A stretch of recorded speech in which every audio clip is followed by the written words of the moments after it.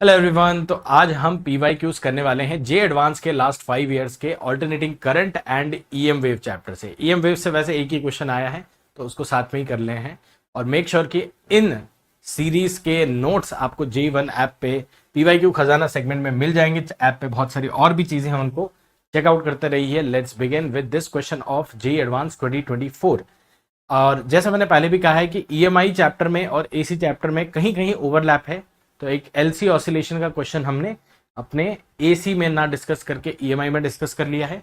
और ये क्वेश्चन जो एक एलआर सर्किट का है, ये भी आप बोल सकते हो ईएमआई में आ सकता है, बट हम यहाँ पे डिस्कस कर रहे हैं, ठीक है ना। तो मतलब सारे क्वेश्चन कवर किए हैं, कहीं अलग चैप्टर में अगर किए हैं तो वो देख लेना आप लोग।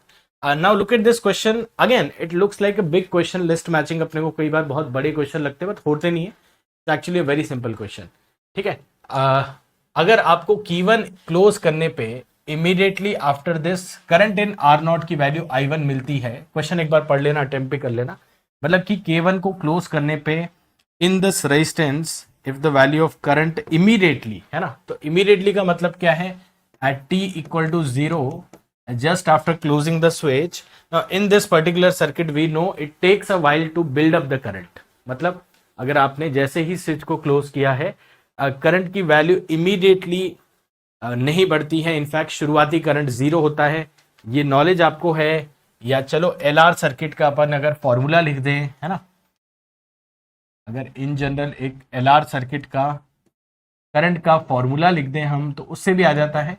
Let's write it that way, है ना। The current in the circuit is I not one minus e to the power minus t by L R, है ना, टाउ बोल देते हैं जिसको।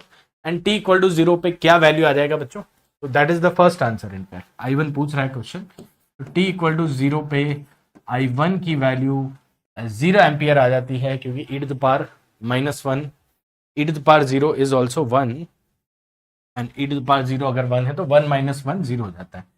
तो ये आप कर सकते हो पहले पार्ट का आंसर, है ना। मतलब देख रहे हो कितना सिंपल है। क्वेश्चन में एंटर करते से ही आपको आंसर मैचिंग मिल जाएगा, है ना। तो यहां से P1 लिख देता हूं मैं। P1 आपका यहाँ पे आंसर ऑलरेडी आ चुका है। And the question is saying कि there after K2 is closed and simultaneously K1 is open. मतलब इसको ओपन करते से ही आप इसको क्लोज कर दे रहे हो, but when you are doing this, जब आपका स्टेडी स्टेट एक अटेन हो चुका है ना, तो पहले स्टेडी स्टेट का निकाल देते हैं। मतलब after a long time the current I2 in the LR circuit क्या होगा, है ना। तो अभी कीज को अपन ने स्विच नहीं किया है, एंड अभी K1 को क्लोज करके अगर लॉन्ग टाइम हो चुका है, then the current in the same circuit, LR circuit जो चल रहा है अपना, दैट इज I2। एंड ये वाला पार्ट आप बोल सकते हो कि अपना EMI जैसा ही है। तो I2 की वैल्यू भी ओरली निकाल सकते हो या इक्वेशन से निकाल सकते हो बच्चों। Can you quickly calculate I2 also, either orally, या आप इस इक्वेशन में t टेंडिंग टू इंफिनिटी रख के आई नॉट कितना होता है, maximum current in the LR circuit कितना होता है, एप्सिलॉन बाय आर, और एप्सिलॉन 20 है, आर 5 है, तो 4 एम्पियर देखो इसमें आ जाता है, ठीक है ना। तो दैट इज Q का 3, ठीक है। तो दो आंसर आपके यहीं से आ जाते हैं। Now let's begin the remaining parts. तो उसके लिए आपको अब स्विचेस को क्लोज करके ओपन करना है साइमल्टेनियसली, ठीक है। तो I am coming to this. I hope so far हमारा P1 और Q3 इस इक्वेशन से आपको समझ में आ गया है। अच्छा, मैं कुछ चीजें अब फास्ट डिस्कस करना चाहता हूं, क्योंकि जे एडवांस लेवल पे अगर आप हैं तो ये चीज समझ जाएंगे, है ना। टी इक्वल टू जीरो रख के आंसर क्या आ रहा है, टी टेंडिंग टू इन्फिनिटी रख के आंसर क्या आ रहा है, ये मतलब एलआर सर्किट की बहुत बेसिक चीजें हैं जो आपको समझ में आ चुकी होगी। तो P1 Q3 यहाँ पे दो ऑप्शन में दिख रहा है ना। तो अपने को अब वही बात है कि इससे आगे elimination of B and D करने के बाद सॉल्व करना है। तो let's do K1 is opened and K2 is closed simultaneously वाला part. Now remember, already in the inductor I2 current which is 4 ampere was flowing, ठीक है। I2 इसमें ऑलरेडी फ्लो कर रहा है स्टेडी स्टेट में। फिर इसको ओपन कर दिया, मतलब बैटरी को आपने बाहर ले लिया सिचुएशन से, बैटरी और इनफैक्ट रेजिस्टेंस ऑल्सो। एंड अब ये एलसी ऑसिलेशन वाला सर्किट बन चुका है। Do you understand? Now this has become a circuit where current and charge on the capacitor both will oscillate with time, and वहीं यहाँ पे आपको हिंट भी दे रखा है कि अक्रॉस सी नॉट ऑसिलेट करेगा वी नॉट एम्पलीट्यूड से ओमेगा नॉट फ्रीक्वेंसी से, तो शायद omega not and V not ही यहाँ पे पूछा है। तो ऑब्वियसली अब मैं लगाऊंगा formula of L C oscillations, जो अगेन एक और क्वेश्चन में हमने डिस्कस किया है इन अवर ईएमआई वाला पार्ट। ठीक है, तो वो भी देख लेना, मतलब ओमेगा नॉट 1/√LC से आपका आंसर इसका आएगा। और एल और सी की वैल्यूज गिवन है क्या, है ना, तो let's put them here. 25 millihenry and 10 microfarad, मतलब 10⁻⁻5। तो ये आपका आ जाता है 10⁸ यानी √4 divided by 5, which my friend is 2000। ठीक है, 2000 या 200 किलो रेडियंस में चाहिए, तो 2000 है या 2 किलो रेडियन पर सेकेंड है। ठीक है, तो यहां से देखो आर का मैचअप हो रहा है विथ 2, तो R2 है क्या, अच्छा R2 भी है यहाँ पे, तो है ना, तो मतलब ये पार्ट आपने सॉल्व करके कोई एलिमिनेशन में हेल्प ही नहीं किया, तो डायरेक्टली एस भी कर सकते थे, बट ये करना जरूरी है मेरे ख्याल से। तो let's come to S now eventually, and let's find the value of V not which is the maximum potential across the capacitor. अब देखो maximum potential across the capacitor maximum charge से आएगा, है ना, और मैक्सिमम चार्ज कितना होगा, we not के लिए मैं कर रहा हूं Q not divided by C given है अपने को, और maximum charge on the capacitor क्या होता है, ध्यान देना, maximum current divided by omega. ठीक है ना, तो ये भी एक फॉर्मूला है जो हमने उस क्वेश्चन में, जो ईएमआई का एक क्वेश्चन है एलसी ऑसिलेशन का, वहां भी यूज किया, डिराइव भी किया वहां पे तो। और I naught equal to Q naught omega is a very standard formula for LC oscillation, है ना बच्चा। आई नॉट मैक्सिमम करंट और मैक्सिमम चार्ज के बीच में ये फॉर्मूला एलसी ऑसिलेशन में हम डिराइव करते हैं, और प्रीवियस एक और क्वेश्चन में हमने इसको डिराइव किया था, तो I will use it here right away, I hope you don't mind. And इसको एनर्जी कंजर्वेशन से भी कर सकते हो, है ना, तो चलो वो भी लिख दूंगा मैं।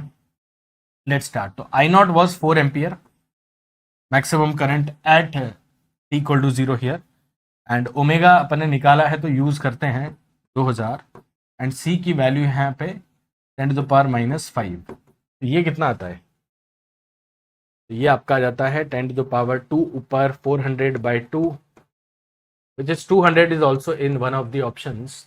तो एस का 5 आंसर है क्या इसका, और एस जैसे 5 आता है, ए आंसर है क्या इसका, एक बार पहले चेक कर लेते हैं ए आंसर इस क्वेश्चन का क्या आया है। ठीक है, ए आया है, वेरी नाइस। एंड अब मुझे यहाँ पे एक और मेथड जो कि आप लगा सकते हैं, सजेस्ट कर देता हूं इन द एस वाला पार्ट, है ना।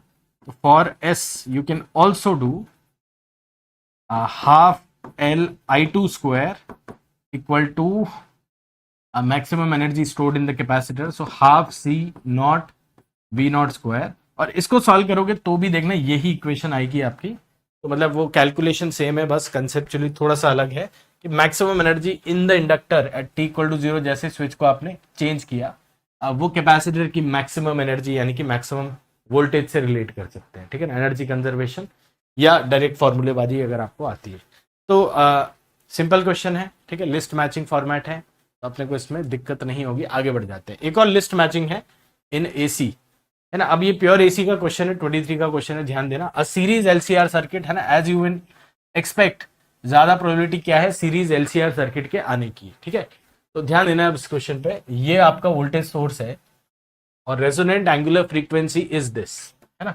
What is given to us is V = 45 sin omega t. ठीक है, omega not which is resonant angular frequency 1/√LC होती है, is given to us as 10⁵ radian per second. These details are given, and I naught is the current amplitude at resonance. Okay, and omega जब आप change कर देते हो frequency को, अगर आप ये कर देते हो मतलब रेजोनेंट से अलग कर लेते हो, then current amplitude in the circuit कम हो जाता है। ठीक है, फिर एल दे रखा है और सी की वैल्यू आपको निकालनी है, आई नॉट की वैल्यू आपको निकालनी है। सी वैसे नहीं पूछा डायरेक्टली, बट सी कहीं ना कहीं अपने को निकालना ही पड़ेगा, एंड रिमेनिंग ऑप्शंस के लिए अपने को और मेहनत करनी पड़ेगी इस क्वेश्चन में, बाकी कुछ नहीं। तो ध्यान देना, देखो वी नॉट 45 है, given L is also how much 50 millihenry. आप सबसे पहले क्या करें, इसको यूज करके सी निकाल लें, है ना।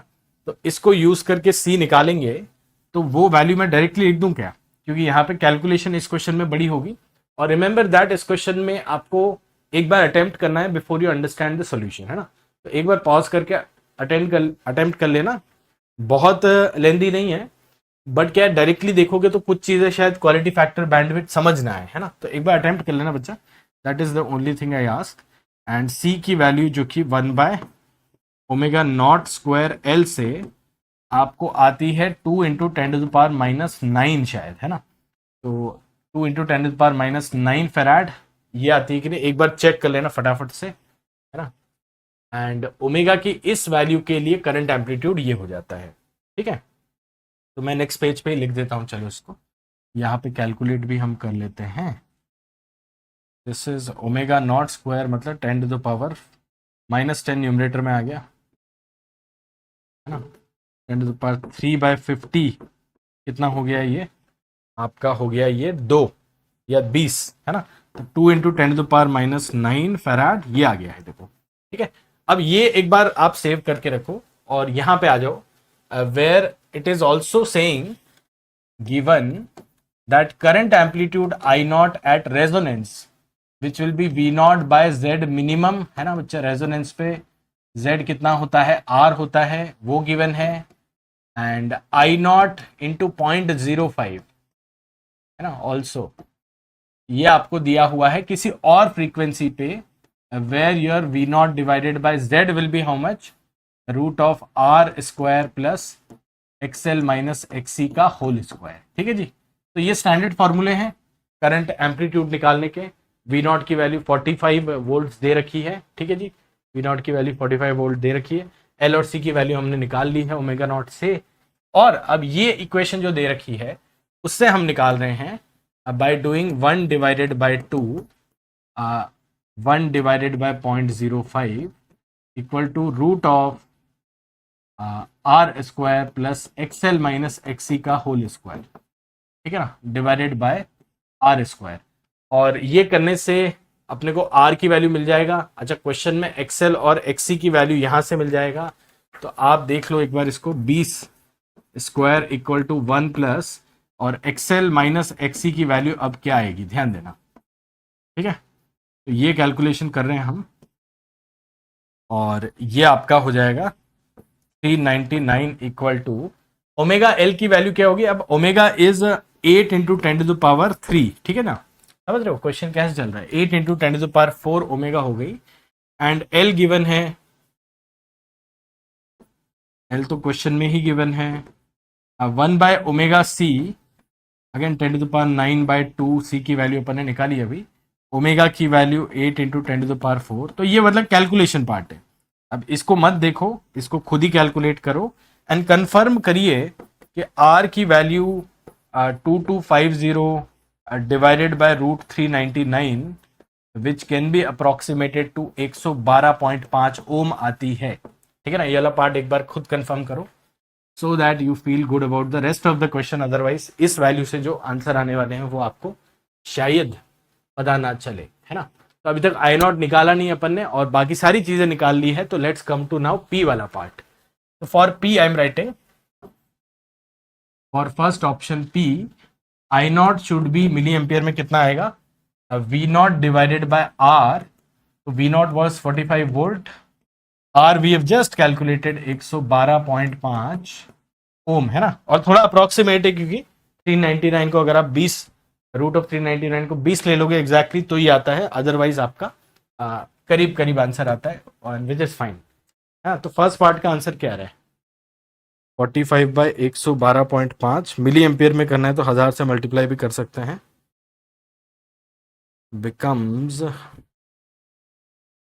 400, ठीक है। तो ये 0.4 आता है बट मिली एम्पियर में इसको 400 मिली एम्पियर लिख सकते हैं। Therefore P matches up with 3, ठीक है। तो ये पहला और ये सबसे सिंपल आंसर है ना।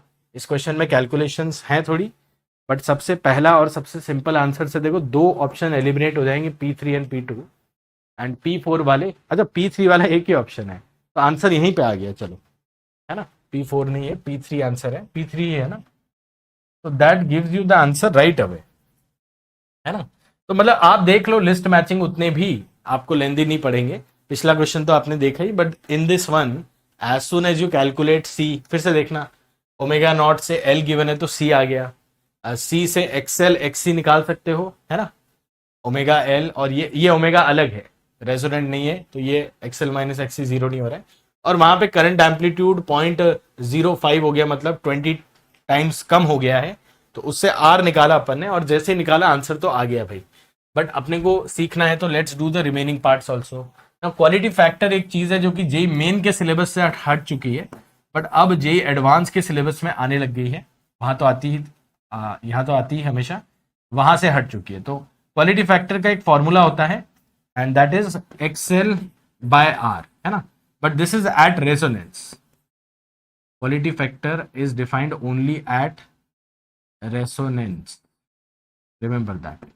And omega L by R करके भी कर सकते हो, बट हमने इसको हमेशा इस फॉर्म में लिखा है, 1/r, ओमेगा को 1/रूट एल सी रखो, एल बाय सी, है ना। तो कई क्वेश्चन जो पीवाई क्यू रहे जी मेन में भी, उनमें फॉर्मूला डायरेक्टली लग के क्वालिटी फैक्टर आ जाता है। अब इसकी कैलकुलेशन कर लेना, 112.5 5 इंटू 10⁻⁻⁴, है ना, या 10⁻⁻250 मिली हेनरी दिया था, एंड सी की वैल्यू क्या है, 2 इंटू 10⁻⁹। तो व्हाट डज दिस बिकम, 10⁻⁹ पर जाके 9 - 2 7, और 10⁻³ बाहर ले लोगे, और आपके पास ये आ जाएगा 5 divided by 112.5 into 10⁻³ and this my friend becomes 40, is it 40 या 5500 क्या आ रहा है, देख लेते हैं एक बार इसको।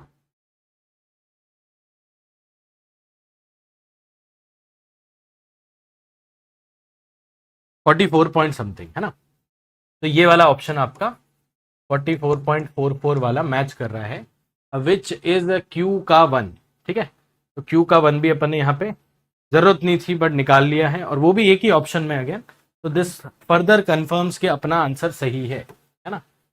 Q1 भी और भी ऑप्शंस में नहीं है, तो ये कंफर्म हो गया। सिमिलरली देखो बैंड विड्थ अगर आपको नहीं पता है तो आप छोड़ सकते थे एक्चुअल पेपर में, but for band width there is this formula जो कि एक डेरिवेशन के बाद आता है, और ओमेगा में पूछा है या फ्रीक्वेंसी में पूछा, ओमेगा में पूछा है तो R/L डायरेक्टली लगा सकते हो, है ना।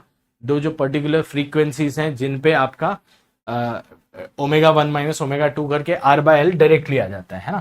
तो ये फॉर्मूला भी याद रख सकते हो, इस पे एक जेई मेन में भी क्वेश्चन था, या इसको एक बार आप एनसीईआरटी में देख लेना, वहां पे आपको मेंशन्ड है किस तरह से आता है। And this is equal to how much, R/L, R और एल दोनों पता है, तो वो बाकी मैच कर लेते हैं। That is it in this question. 112.5 ohm by 50 millihenry, ठीक है। That again is how much, 2250 आता है शायद, है ना, 2250 ये आ जाता है,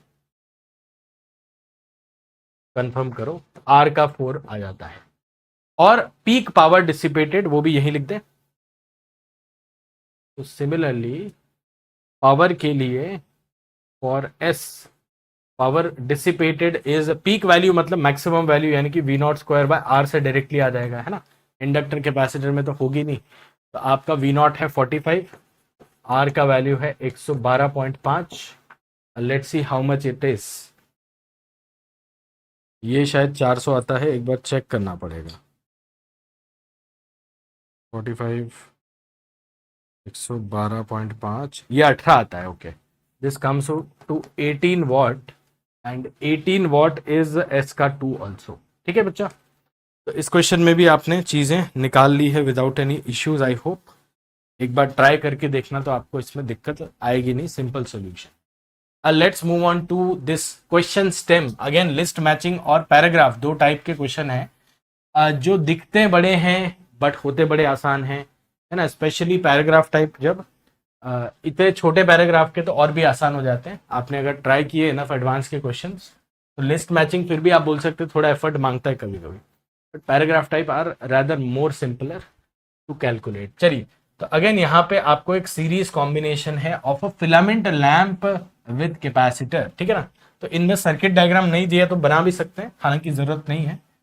capacitor is in series with a lamp मतलब कि रेजिस्टेंस, ठीक है, और वो एसी सोर्स के साथ कनेक्टेड है, आरसी सर्किट है एसी में, कैपेसिटेंस सी माइक्रोफेराड है, और सोर्स की वैल्यू आपके पास 200 वोल्ट गिवन है, 50 हर्ट्ज गिवन है, ठीक है ना। तो एज आई सेड इजी है, मतलब ट्राई कर लेना एक बार खुद से।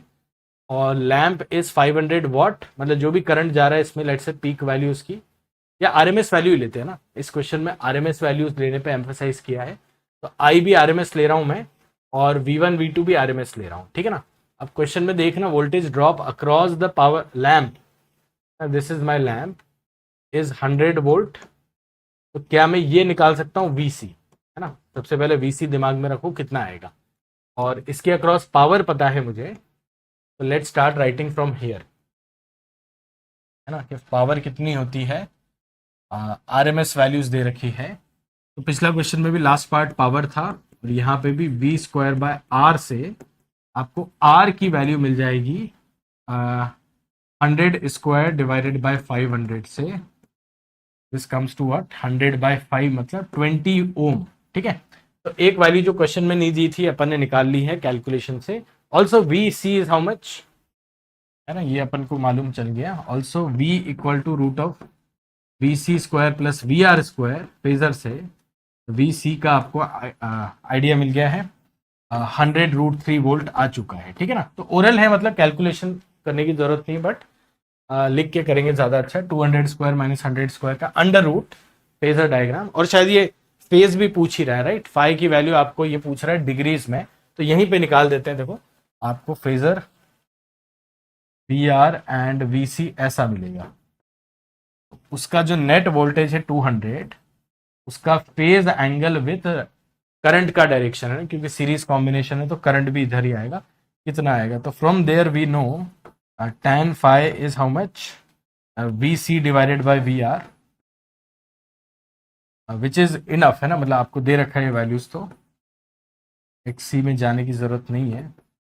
100 वोल्ट एंड √3 मतलब कि फाई की वैल्यू 60 डिग्रीज, देखो एक आंसर तो यहाँ पे आ गया, ठीक है ना। But that is the second part, how do we calculate the value of C now, C की वैल्यू कैसे आएगी, क्या लगता है। तो देखो एक और चीज करते हैं यहाँ पे, अगर हमने पावर से रेजिस्टेंस निकाल ली है, तो करंट की value which is V divided by R, V across the register 100/R करके 5 एम्पियर भी निकाल, है ना। और जैसे ही आपने करंट की वैल्यू 5 एम्पियर निकाल ली है, आपको VC भी पता है और XC भी पता है, तो C निकालने के लिए now I am making the calculation, let's do it over here.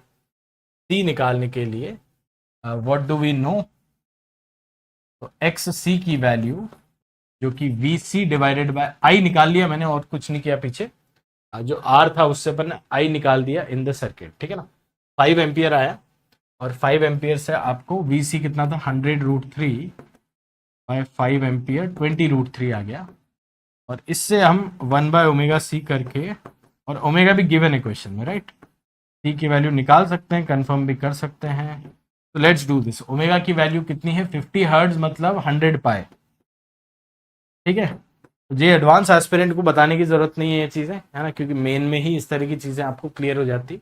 Frequency is 50 hertz मतलब ओमेगा इज 100 पाई, चलो लिख भी देता हूं मैं यहाँ पे, frequency is 50 hertz, omega which is 2 pi F. हमेशा डायमेंशनली अप्रोच करो कि रेडियन पर सेकंड में क्या होगा, तो रेडियन पर सेकंड में 2 पाई से मल्टीप्लाई करेंगे, ठीक है।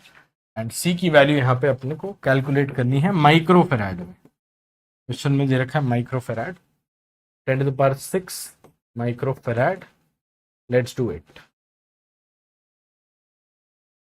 और π√3 आपको क्वेश्चन में शायद दे रखा है ना, तो π√3 को 5 लेकर, और what do you think, 10⁻³ divided by 2 × 5, क्या 200 आंसर आ जाता है, 200 या 100 आंसर आ जाता है।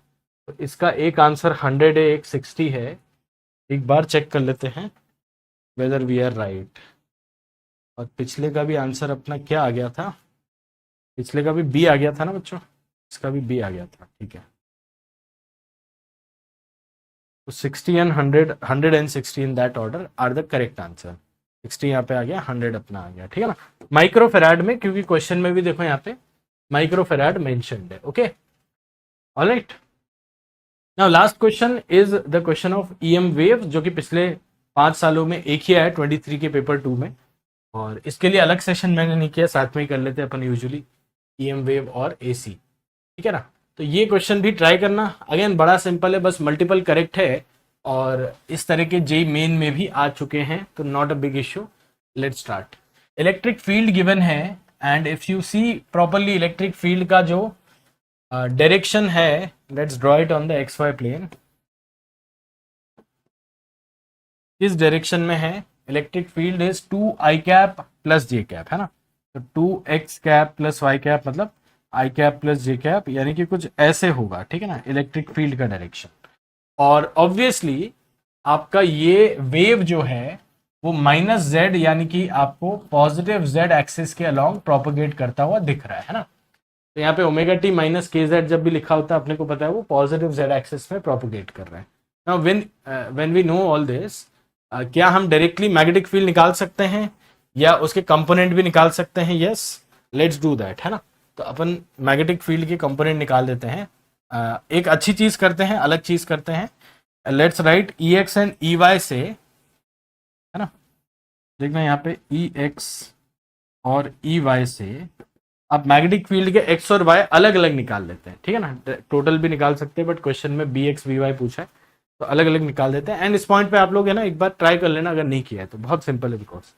तो अब ध्यान देना, because we know propagation is along Z axis, मतलब towards you, X cross Y आपकी तरफ प्रोपोगेशन का डायरेक्शन है, तो E cross B should be along the propagation direction से आपका बी कुछ इस तरह आएगा, ठीक है जी। Again repeating, E cross B should be along Z axis because direction of propagation is this, and E के भी दो कंपोनेंट आएंगे which are B के भी दो कंपोनेंट आएंगे which are BY and BX, ठीक है। Now which is greater, can you tell me? अगर आपको यहाँ पे पता है कि EY छोटा है तो क्या हम बोल सकते हैं कि BX छोटा होगा और BY बड़ा होगा, ठीक है जी। मतलब ऐसी चीजें मैं आपसे यहाँ पे पूछ रहा हूँ। Let's start with the magnitude या एम्पलीट्यूड ऑफ बी, है ना। तो मैं बी एक्स के लिए लिखूंगा डायरेक्टली, तो वो मैं E Y divided by V लिख सकता हूँ क्या?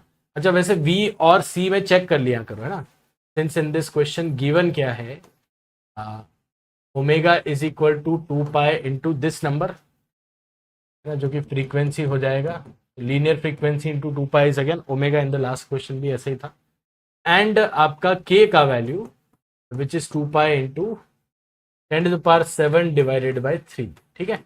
Looking at these we know what that the speed of the wave in that medium is omega by के। हमेशा c हो ऐसा जरूरी नहीं है, ये तो आपको चेक करना ही पड़ता है। ओमेगा बाई के आपका 5 इंटू 3 इंटू 10⁻⁷, यानी कि 1.5 इंटू 10⁸ मीटर पर सेकेंड आ जाता है, ठीक है ना। तो ये आपने निकालना है। ये हमने, ये देखो कुछ कंसेप्ट हैं जो कि ईएम वेव में बड़े पॉपुलर है। वन इज दिस, इसको हमने लगाया so far, and another one is E cross B, यहां लिख देते हैं E cross B is along the direction of propagation of the wave. तो ये दो बेसिक कंसेप्ट है जो कि आपको ईएम वेव के शायद किसी भी क्वेश्चन में लगाने को मिलते हैं, है ना। Every question literally has these two, E cross B is along Z axis. Now B X B Y में जैसा मैंने यहाँ पे कहा कि बी एक्स छोटा है क्योंकि ई वाई छोटा है, और बी एक्स ई वाई से आ जाएगा क्या? तो let's write the amplitude, and amplitude क्या आ जाएगा? ई वाई कितना है? E Y is 30, V is this, ठीक है, 10⁻⁸ वाला। तो ये आपका आ गया 20 टाइम्स, यानी कि 2 इंटू 10⁻⁷। तो यहाँ पे 2 इंटू 10⁻⁷ दोनों ही ऑप्शन में है, but do you understand B X is negative also, है ना।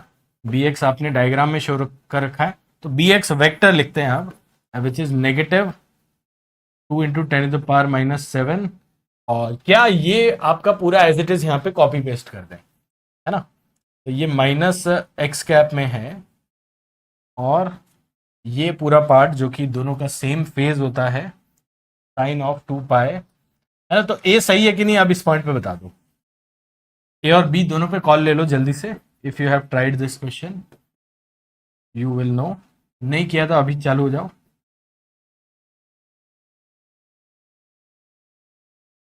ठीक है, तो from here we can see that A is the correct answer. Multiple correct है तो ए तो आ गया आपका। What about B? What about B option के लिए क्या करे बच्चा? फॉर बी ऑप्शन अब मैं सिमिलरली बी वाई निकाल रहा हूं, और बी वाई का एम्पलीट्यूड देखो वही आ जाएगा सेम, क्योंकि ई एक्स डिवाइडेड बाय, है ना, बी वाई निकालने के लिए ई एक्स की मदद लेनी पड़ेगी। तो ई एक्स डिवाइडेड बाय वी, और ई एक्स आपका 2 टाइम्स है ना, 30 इंटू 2 आई कैप दे रखा है ना, 30 इंटू 2 आई कैप, तो that divided by 1.5 into 10⁸ gives you the same thing, है ना। नहीं, नॉट द सेम थिंग, तो बी ऑप्शन सही नहीं है शायद, क्योंकि यहां से अपने को 4 इंटू 10⁻⁻7 मिल रहा है बच्चों, विच इज 2 इंटू 10⁻⁻7, तो ये गलत हो जाता है। तो अभी तक आपका ए मैच कर गया है ना। ए का डायरेक्शन भी देखना, ए का जो डायरेक्शन है वो नेगेटिव है, because E Y cross B X gives you this, and E X की वजह से बी वाई बन रहा है, ऐसा बोल सकते हैं हम। तो ई एक्स की वजह से बी वाई जो बन रहा है उसका एम्पलीट्यूड मैच नहीं कर रहा है, तो no need to check it further.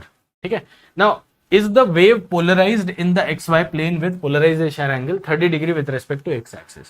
तो देखो अच्छा ये चीज भी नोट करना कि पोलराइजेशन का जो एक्सिस है वो इलेक्ट्रिक फील्ड के अलोंग मेजर होता है ना। हमें पता है कि ये एक्स वाई प्लेन में है ना, electric and magnetic field are in X Y plane, so it is polarised in X Y plane.